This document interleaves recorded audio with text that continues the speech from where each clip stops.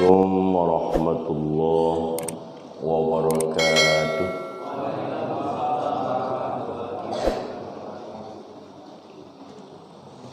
Alhamdulillahirabbil alamin. Allazi la ilaha illa huwal hayyul qayyum wa atubu ilaihi. Asyhadu an la ilaha illallah wahdahu la syarika lah. Lahul mulku wa lahul hamdu yuhyi wa yumiit. Wa huwa ala kulli syai'in qadir. Wala hawla wala quwwata illa billahil aliyyil azim. A'udzu billahi minasy syaithanir rajim. Bismillahirrahmanirrahim. An Abi Muhammadil Hasan bin Ali bin Abi Talib Sibti Rasulullah sallallahu alaihi wasallam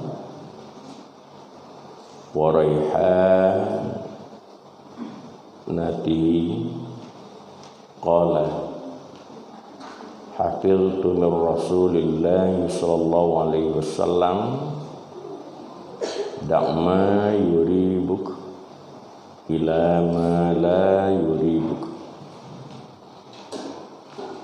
Rawahu Tirmizi wan Nasa'i wa qala Tirmizi haditsu hasan sahih.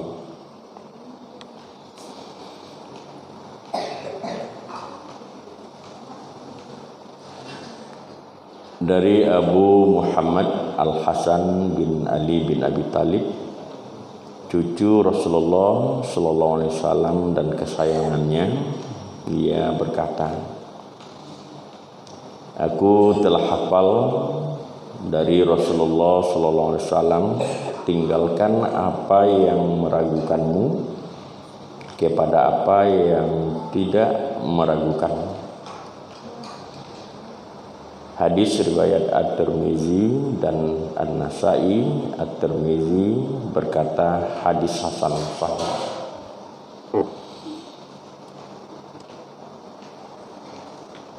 Bapak-bapak dan ibu-ibu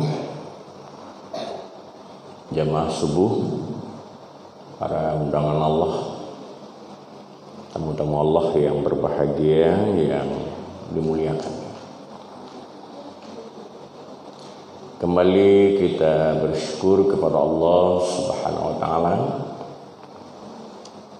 Alhamdulillah, pada pagi ini kita insyaallah akan membahas hadis yang ke-11, hadis arba'in, memilih yang diyakini dan meninggalkan hal-hal yang meragukan. Alhamdulillah, hadis ini sudah hadis arba'in ini sudah banyak dibahas oleh saudara-saudara kita, ustaz-ustaz kita, wali-wali kita, penceramah kita. Mudah-mudahan dari apa yang sudah dibahas itu, mudah-mudahan menjadi pelajaran bagi kita, dapat menambah ilmu dan untuk menguatkan iman dan amal kita. Semoga apa-apa yang telah kita sampaikan itu mendapat pahala insyaallah subhanahu wa ta'ala. Kemudian salawat dan salam kepada Nabi kita Nabi besar Muhammad sallallahu alaihi wasallam. Allahumma shalli ala sayyidina Muhammad wa ala ali sayyidina Muhammad. Bapak-bapak dan ibu-ibu jamaah subuh yang berbahagia, yang dirahmati Allah. Mungkin kalau berceramah kita di masjid ini masalah sholat subuh ini mungkin tidak terhitung lagi berapa kita yang berceramah, tetapi yang memakai hadis atau berpedoman kepada hadis arba'in ini baru masuk hadis yang ke-11. Berarti kita sudah sering juga kita berceramah sini, mungkin semenjak dulu kita beberapa tahun ini kita sudah mengadakan ceramah-ceramah subuh ya, atau mungkin dikatakan dulu namanya kultum ya, kultum kuliah 7 menit ya. Bapak-bapak dan ibu-ibu sekalian yang dirahmati Allah, tadi kita sudah membaca lafaz hadis dan terjemahan.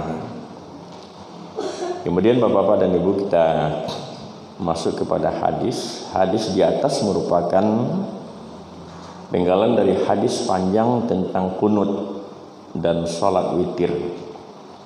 Dalam riwayat At-Tirmizi dan selainnya terdapat tambahan dalam hadis tersebut. Fa inna sidq tuma'ninah wa innal kadhiba ribah wa innal kadhiba ribah.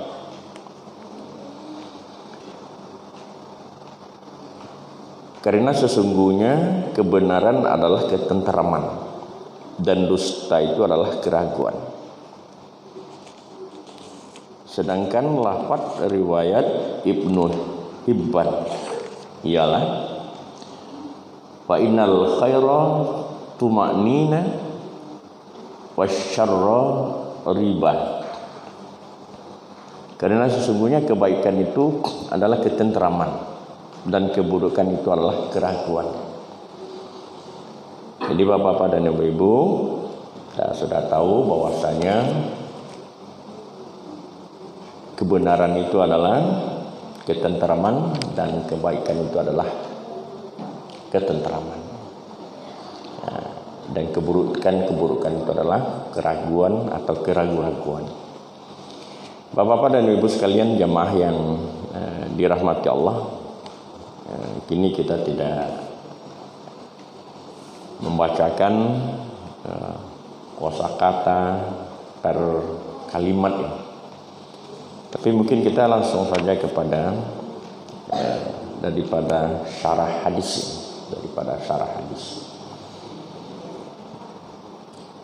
Makna hadis di atas ialah berhenti dari hal-hal yang subhat dan menjauhinya karena perkara yang halal. Itu tidak menimbulkan keraguan di hati seseorang mukmin. Keraguan adalah kekalutan dan kegoncangan. Justru jiwa terasa damai dengan perkara hal-hal yang tenteram dengannya. Adapun hal-hal yang subhat menimbulkan kekalutan dan kegoncangan di hati dan membuatnya ragu-ragu. Jadi kalau hal-hal yang tidak diragukan itu akan menenteramkan jiwa ya. Satu contoh ibu-ibu apa-apa, mungkin saja kita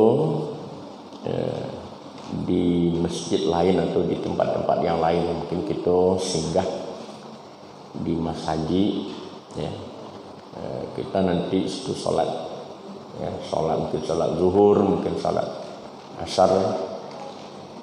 Lalu ketika kita mau pulang bapak-bapak dan ibu, lalu terompawak ke sandal awak ndak sombok hilang ya, kamalapai ya, mungkin diambil orang gitulah, perkiraan gitu. Lalu ada terompa di sini ya, mungkin ada gak 2 pasang atau gak 3 pasang, sementara orang masih ada di dalam masjid. Kira-kira namun ndak awak mengambil terompa yang hanya beberapa pasang tadi, agak sepasang gitu. Ya, pasti hati awak tu berkatut dan ambil terompa ke entah orang tu nampunyo. Kalau tidak diambil, terompawa lah diambil orang. Di situ bawa parangnya, ya bawa parangnya ketika itu. Bagaimana jalan yang terbaiknya? Yang terbaiknya karena kita ragu-ragu bahwa itu tidaklah sandal lawak, tidak terompawa. Biarlah bapak dan ibu kita berjalan kaki, berjalan berkaki ayam istilahnya, tidak berterompa. Jangan diambil terompa itu, karena itu bukan halal. Jadi yang demikian itu akan menenteramkan hati. Tapi kalau kita ambil bapak-bapak dan ibu, pasti kita akan gelisah. Gelisah itu tidak tenang. Mungkin sehari itu, mungkin 2 hari itu kita tidak tenang. Bapak-bapak dan ibu jamaah yang dirahmati Allah. Mungkin bisa saja bapak-bapak dan ibu sesuatu hal di dalam kehidupan awak mungkin kita mempunyai kesalahan kepada seseorang, kesalahan. Sehingga orang itu kita sakiti, mungkin melalui WA, mungkin melalui kata-kata, sementara bapak-bapak dan ibu, terasa di hati awak tadi bahwasanya apa yang disampaikannya itu, apa mungkin melalui orang, itu pun belum tahu kebenaran bahwasanya seseorang itu melakukan kesalahan, melakukan kesalahan kepada kita. Sementara kita sudah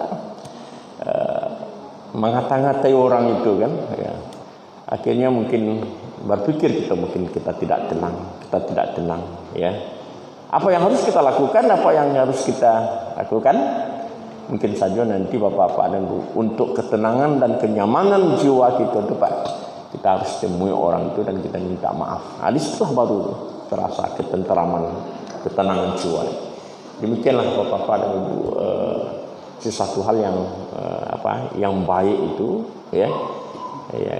akan membawa kepada ketenangan. Sesuatu yang buruk itu pasti akan membawa kepada kegelisahan. Bapak-bapak dan ibu sekalian yang dirahmati Allah, dari Aisyah berkata, Abu Bakar radhiyallahu anhu mempunyai budak laki-laki yang menyerahkan hasil kerjanya kepada Abu Bakar itu. Dan Abu Bakar itu biasanya memakan hasil dari kerja daripada budak itu. Pada suatu hari budak itu datang membawa sesuatu, kemudian Abu Bakar memakannya. Budak tersebut berkata, Abu Bakar, tahukah kamu apa yang kamu makan tadi itu adalah hasil daripada aku prakteknya. Aku sewaktu jahiliyah dulu aku bisa menjadi dukun. Ini dukun palsu. Jadi ada orang sakit dulu di zaman jahiliyah dulu tuh, ketika budak kan, ada orang sakit nyobek. Padahal dia nak dukun Pak, tapi akai supaya bisa mendapat duit, mendapat uang, mendapat piti, mendapat hasil, mendapat hasil. Kemudian kecik Abu Bakar pun tidak tahu hasilnya itu. Itulah hasil dukun hamba dulu, Lalu makanan itu dimakan dia Abu Bakar, lalu nyukaruk mulutnya dia Abu Bakar muntahkan Jadi tapi ini masalah makanan, masalah makanan. Tadi mungkin masalah yang tidak dimakan, seperti terompa kita tadi, atau mungkin kesalahan kita kepada seseorang yang disampaikan oleh seseorang, sehingga kita sudah sakit hati orang itu kan, sampai kita menurui orang itu, mungkin kita kata-katai orang itu kan, akhirnya mungkin timbul penyesalan, apakah perkataan daripada orang tadi benar atau tidak, akhirnya menyesal kita, rasa ragu-ragu tak tenteram. Bila tenteram tu kalau kita bertemu dengan orang itu minta maaf. Kemudian masalah makanan sebagaimana yang disampaikan barusan. Jadi ada seseorang budak ya, budak laki-laki ya. Budak laki-laki itu yang dipekerjakan oleh Abu Bakar ya. Yang biasanya dari hasil-hasilnya itu dimakan oleh Rasulullah dimakan oleh Abu Bakar ya. Dan pada suatu saat datang lagi laki-laki budak tadi kepada Abu Bakar membawa sesuatu atau membawa makanan, lalu dimakan oleh Abu Bakar kan. Lalu ditanya setelah dimakan, Abu Bakar tahu tidak kamu apa yang kamu makan tadi itu? Tidak begitu. Itu hasil dukun nombor. Mau dukun dulu tersasai duit kan tu. Mau dukun hawa ya. Akhirnya tu yang diagiakan kepada kepada Abu Bakar. Lalu kecewa. Karuk mungkin memuntahkan pada dia Pak ya. Bapak-bapak dan ibu-ibu jemaah yang berbahagia yang dirahmati Allah. Mungkin kita tidak membacakan seluruh hadis Pak. Kalau kita membacakan seluruh hadis itu mungkin jam 8 gitu atau mungkin setengah 8 kita mungkin selesai Pak. Jadi mungkin kita potong-potong saja Pak, kita ambil saja. Kemudian fawaid hadis ya, bahwasanya kesimpulan daripada hadis itu kita tidak bacakan seluruhnya Pak ya. Ya, kita tidak bacakan seluruhnya. Nanti akan kita tutup dengan sebuah kisah nanti Pak ya. Ya. Jadi mungkin semacam kesimpulan ya daripada hadis ini ada 10 ya. Ada 10 hal. Pertama, agama Islam tidak menghendaki umatnya berada dalam keraguan dan kebimbangan.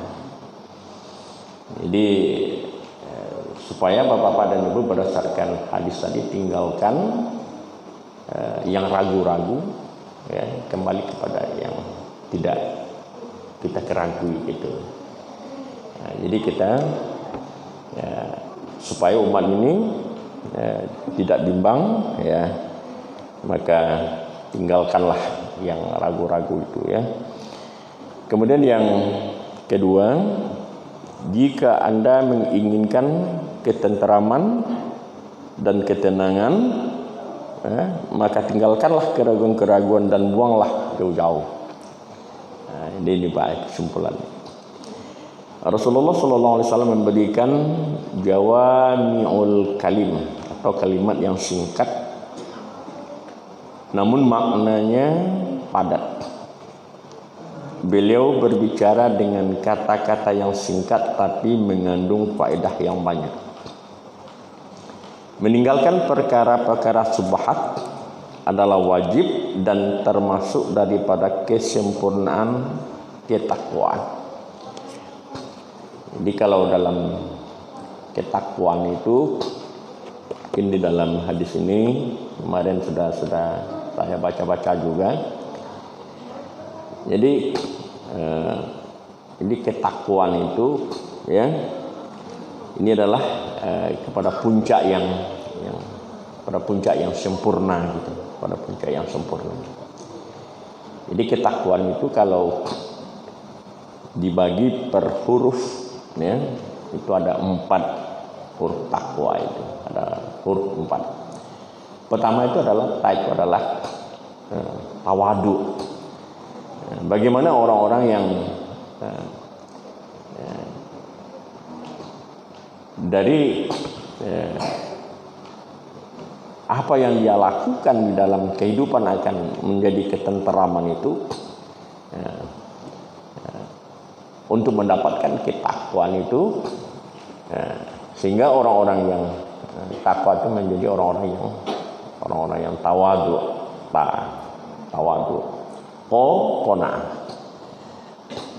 Qanaah. Artinya qanaah itu kita menerima ketentuan dengan ikhlas. Ketentuan apa saja.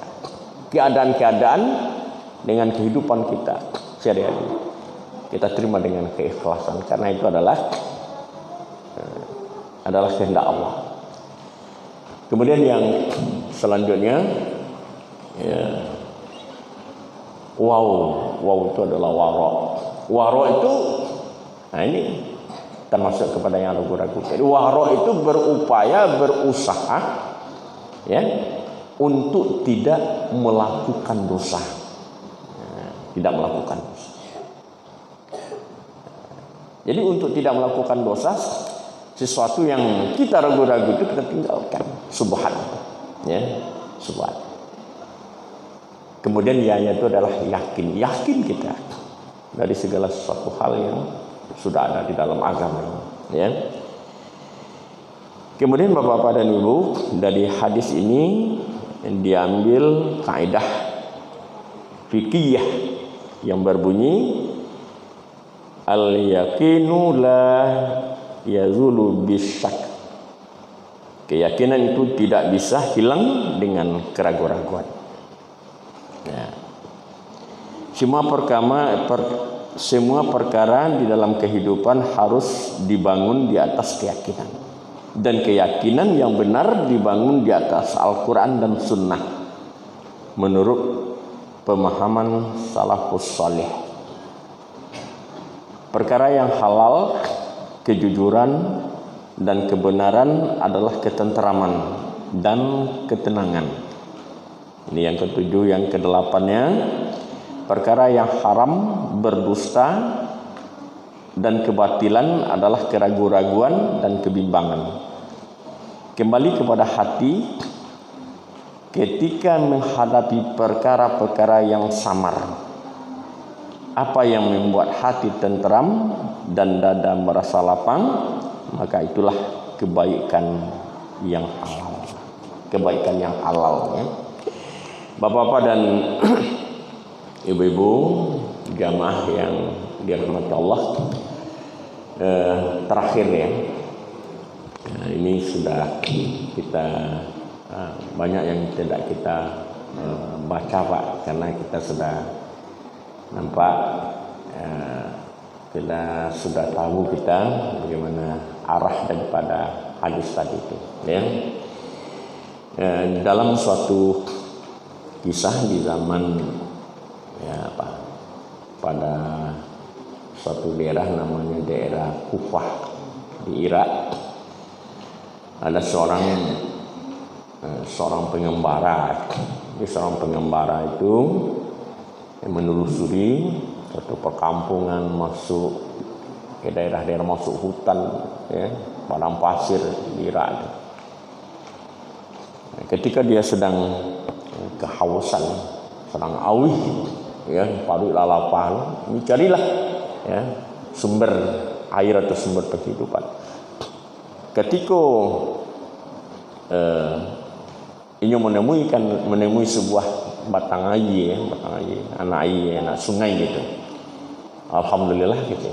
Tapi minum, ketika minum alah piawinyo karena tengah hari ya tadi. Sedang duduk-duduknya tadi itu tengah hari pada lapar. Lalu sebuah benda. Kemudian dia calik, ambil kayu, dia cungkir kayu. Rupanya sebuah apel. Lalu dia makan apel tadi. Lah habis separuh apel tadi konyo. Astagfirullahaladzim. Pasti apel ini pasti ada kebunnya. Berarti ada orang yang meladang apel kok jate sungai. Kayaknya cari, ya, nyoba ojo apel yang separuh. Lalu ketika itu, masuk bukan sudah sekian lama nyoba jalan, masuk. Ketika itu, wahai hamba Allah, apakah ini apel Anda? Nyobandingkan apel itu dengan apel yang dosa. Oh yuk, apel itu. Ambo telah memakannya separuh, ya, sudah tu tahu dia mau bakso apel kodo yang punya, ya, dan sebagian sudah masuk dalam tarian. Tolong relakan dan ikhlaskan. Akhirnya orang tadi dan ambo bukan pemilik kebun ke. Ambo cuma penjaga kebun ke. Yang pemilik kebun ke jauh sekitar 8 kilo atau sekitar 5 mil lah dari situ. Ada sekitar hampir 1 hari lo berjalan ke rumahnya. Ya. Jadi karena hari dia lah sore, malamlah di Siko dulu dan besok pagi Anda ke rumah orang. Mau tunjukan alamatnya kau jalan. Akhirnya bapak-bapak dan ibu-ibu besok hari nyetarilah orang tadi ke rumah orang yang punya apel tadi. Assalamualaikum wahai hamba Allah. Ya, ini adalah apel bapak yang sudah hanyut di batang air yang di tepi sungai itu. Hanya beberapa kilo ke bawah, tapi ada ambo makan lah hitam apel tadi pak yang bawa itu kan kolah apel itu. Mohon direlakan dan diikhlaskan, ya. Aku siapa tadi? Anakku betul-betul ikhlas kan, ya, betul-betul ke mana yang dicari, ya. Aku siapa? Nggak bisa, ya, nggak bisa dong. Di kalian seolah-olahnya ndak ikhlas itu, ndak bisa. Ambo bayi pak, ndak bisa. Harus kecilnya kamu saya hukum dalam artian hukum bukan hukum berat ya. Kamu bisa saya relakan kalau namu karajo ditampemu selama 3 tahun tanpa diminta upah. Untuk menghalalkan sebuah apel tadi pak yang masuk ke dalam dirinya, ya, ini rela bakarajo 3 tahun untuk tidak digaji. Baik, untuk merelakan apel ini untuk menjadi dari darah daging apel ini. Ini sudah sampai 3 tahun, pak. Saya sudah sampai 3 tahun, ya. Apakah bapak sudah merelakan? Belum. Bisa direlakan dah begitu saja. Kamu harus menjalani hukuman yang kedua. Apa tuh hukumannya pak? Kamu harus menikahi anak saya. Anak saya. Anak saya itu lumpuh, anak saya itu buta, kemudian tuli, ya, lumpuh, buta, pakak, bisu. Lain semua, ya. Kalau itu baru bisa mau merelakan. Jadi mungkin dengan paroso terpaksa entahlah, ya. Akhirnya baik pak, saya setuju, ya. Begitu sudah dihadirkan orang, ya, 2 orang saksi dan wanita tadi berada di dalam kamar, ya. Begitu dinikahkan, ya, wahai pemuda, ya, aku nikahkan engkau dengan anakku binti, ya, Ciano dengan maharnya sekian, ya. Tunai ambo terima nikahnya anak bapak dengan maharnya sekian. Halal. Silahkan Anda masuk ke dalam kamar. Begitu masuk ke dalam kamar, Assalamualaikum, ya. Waalaikumsalam. Kecil wanita tadi. Tak aja, berarti mau salah kamar. Tidak, Anda tidak salah kamar. Ya. Ini adalah kamar kita. Bapakku benar. Aku adalah orang yang bisu. Katanya. Aku tidak pernah berkata-kata hal-hal yang dilarang oleh agama. Bapakku benar. Aku adalah orang lumpuh. Aku tidak pernah melangkahkan kakiku kepada tempat-tempat maksiat. Bapakku benar, aku adalah dusta. Aku tidak pernah melihat hal-hal yang dilarang oleh agama. Bapakku benar. Aku adalah orang tuli. Karena aku tidak pernah mendengar kata-kata yang tidak senonoh.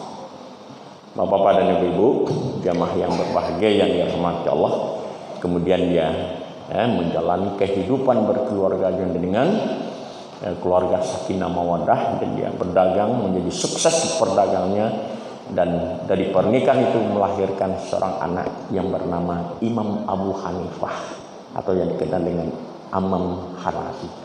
Jadi bapak-bapak dan ibu-ibu jamaah yang berbahagia, itulah bapak-bapak dan ibu sekelumit atau mungkin tentang kisah daripada seorang pemuda yang asalnya mendapat hafal tadi, akhirnya dengan kejujuran, ya, yang dimakan dengan apel tadi dengan ragu-ragu, dia mencari kepada yang tidak ragu-ragu. Alhamdulillah Rabbil Alamin, akhirnya membawa kesejahteraan dan kebahagiaan kepada dirinya sendiri. Bapak-bapak dan ibu, mungkin itu yang bisa kita sampaikan. Kalau kurang berkenan, kalau kurang terarah, ya, mohon maaf yang sebesar-besarnya. Billahi taufiq wal hidayah. Assalamualaikum warahmatullahi wabarakatuh.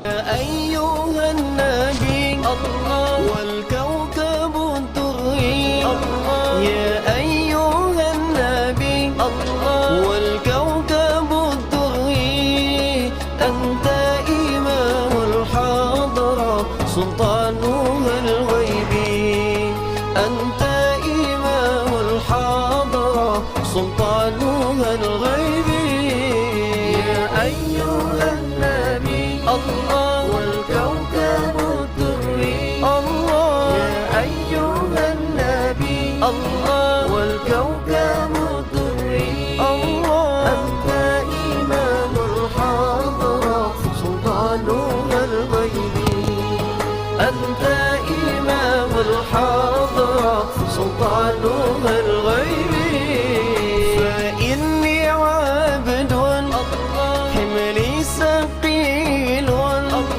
فإني عبد حملي ثقيل ولي الذنوب مثل الرمال ولي الذنوب مثل الرمال يا أيها النبي الله والكوكب الدري الله يا أيها النبي الله والكوكب الدري الله أنت إمام الحضرة سلطانها الغيبي أنت إمام الحضرة سلطانها الغيبي وصل